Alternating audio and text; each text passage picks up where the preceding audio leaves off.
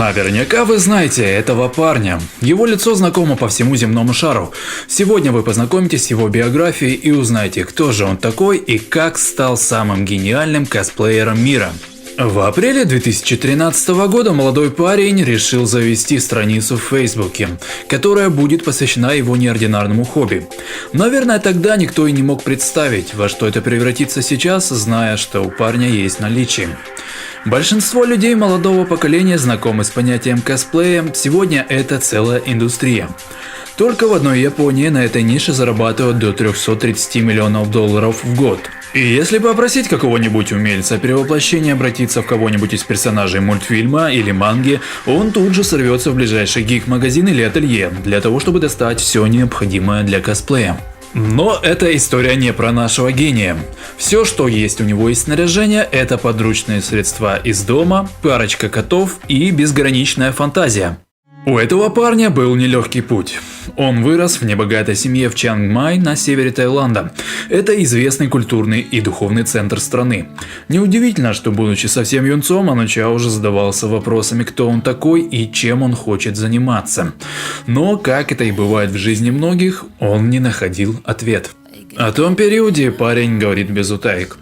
Да, мы понимали, что для того, чтобы открыть для себя что-то новое, мы должны были полностью сменить нашу среду обитания. Но просто так адаптироваться никогда не получается. Сначала вы приезжаете, осматриваетесь, понимаете что как, и только потом движетесь к своей цели. Так случилось и с его семьей. Учась в 6 классе, Ануча уже помогал родителям в работе по ресторану. Но такая работа ему не нравилась, и он думал о том, что ему действительно бы смогло подойти. Ведь в Бангкок люди приезжают для того, чтобы зарабатывать. Через некоторое время подросток наткнулся на объявление, которое его заинтересовало. Это была вакансия смотрителя за пожилыми людьми в доме престарелых. Он позвонил и представился как заботливый человек, у которого уже есть опыт ухода за пожилыми людьми.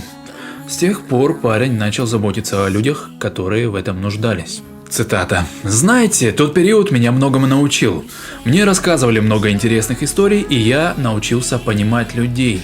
Я ухаживал за теми, кто не мог вспомнить лица своих родных, и в то же время мне становилось очень плохо от того, что эти старики были брошены своими детьми и внуками. Я увлекался всеми стандартными вещами, которые были доступны подросткам, видеоигры, манго, аниме, и я безусловно чувствовал себя частью этой культуры.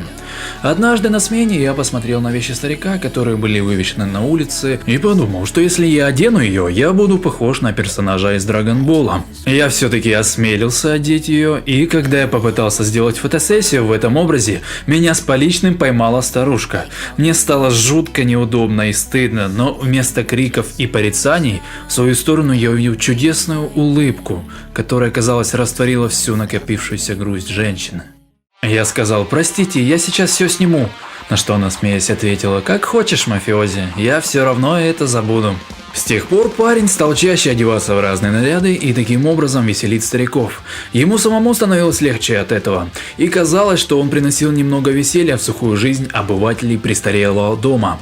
Он находил различные безделушки, снаряжение и постоянно экспериментировал. В какой-то момент это баловство превратилось в хобби, и Ануча решил поделиться своими работами не только с друзьями, но и со всем миром. Конечно, первые работы не были такими идеальными, как мы привыкли видеть, но с каждым месяцем мастерство парня и его фантазия оттачивалась все сильнее и сильнее. И популярность таинственного дешевого косплеера стала расти как на дрожжах.